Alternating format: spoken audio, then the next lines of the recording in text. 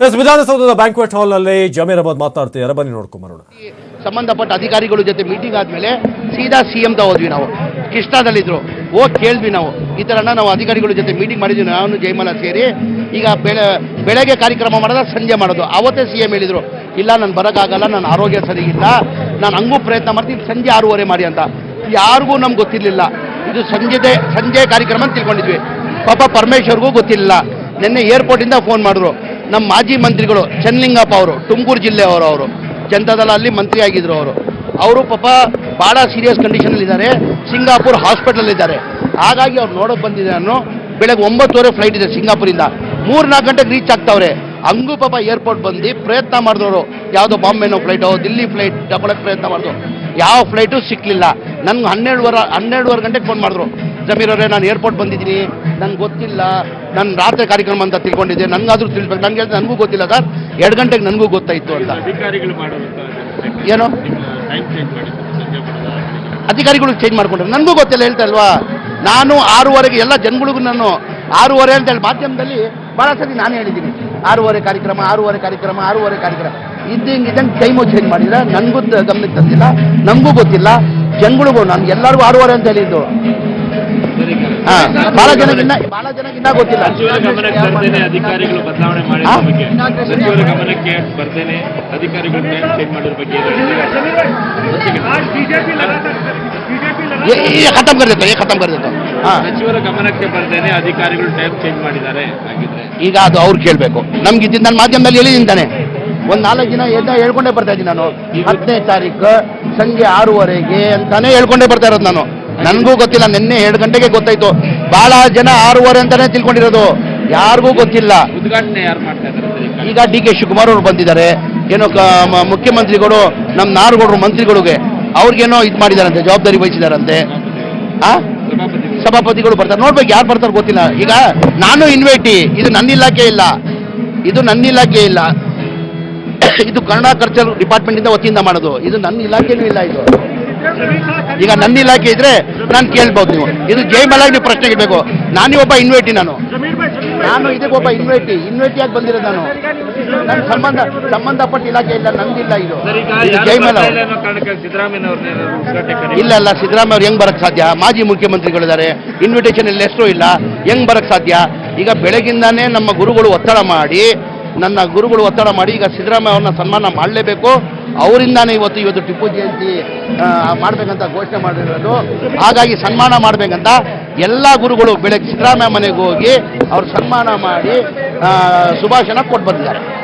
शबीर भाई, आज टीपू जयंती मना रहे हैं, लेकिन कुर्सी में हम देख रहे हैं बीजेपी लगातार विरोध प्रदर्शन कर रही है. अभी मैं ये इतना आपसे पूछना चाहता हूँ, ये बीजेपी वाले आज से नहीं, ये टिप्पू जयंती 4था साल है. ये 3 साल से करते आ रहे थे, ये 4था साल है. अभी 3 साल से वो लोग विरोध करते ही आ रहे थे बीजेपी वाले. आज नया कोई नहीं है, आज इस बार थोड़ा ज्यादा कर रहे हैं. तो मैं माध्यम के दोस्तों से पूछना चाहता हूँ, इस बार क्यों ज्यादा? वजह सिर्फ और कुछ नहीं है, 3 साल से विरोध करते आ रहे हैं, इस बार थोड़ा ज्यादा करे. वजह उसका ಜಯಂತಿ ಮಾಡೋದು ಇಲ್ಲ, ನಮ್ಮ ಕಾಲದಲ್ಲಿ ಅದು 3 ಜಯಂತಿಗಳು. ಅಕ್ಕ ಮಹಾದೇವಿ ಜಯಂತಿ ಮಾಡೋದು, ಹೇಮಾರೆಡ್ಡಿ ಮಲ್ಲಮ್ಮನ ಜಯಂತಿ ಮಾಡೋದು, ವೇಮನ ಜಯಂತಿ ಮಾಡೋದು, ಅಂಬಿಗರ ಚೌಡಯ್ಯನ ಜಯಂತಿ ಮಾಡೋದು, ಕೃಷ್ಣ ಜಯಂತಿ ಮಾಡೋದು. ಇದು ಒಂದು ಜಯಂತಿ ಮಾಡಿದ್ದೀವಿ. ಈಗ ಶಿವಾಜಿ ಜಯಂತಿ ಮಾಡಲು ನಾವು ಮಾಡ್ತೀವಿ. ಹಾಗೇನೆ ಕಿತ್ತೂರು ರಾಣಿ ಚೆನ್ನಮ್ಮ ಜಯಂತಿ ಮಾಡಲ್ವಾ, ಮಾಡ್ತೀವಿ. ಹಾಗೆ ಟಿಪ್ಪು ಜಯಂತಿನೂ ಕೂಡ ಮಾಡ್ತೀವಿ. What is wrong in that?